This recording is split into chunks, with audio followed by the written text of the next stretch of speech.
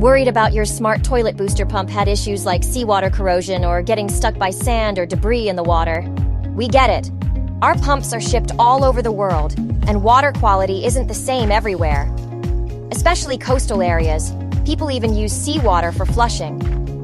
That means the pump has to deal with all kinds of stuff: fine particles, minerals, and sometimes pretty harsh water conditions. So how do we make sure our pumps keep running strong? Firstly, no metal parts come into contact with water. We use corrosion-resistant materials like PPE for the impeller and ceramic for the shaft. And the gap between the shaft and the bearing is designed with fine debris in mind, so the rotor doesn't get stuck. And just to be sure, our lab put these pumps through 200,000 start-stop cycles using seawater, wastewater, hard water, and regular tap water. That's how we know they'll stand up to the real world. Want to learn more about solutions for your specific application?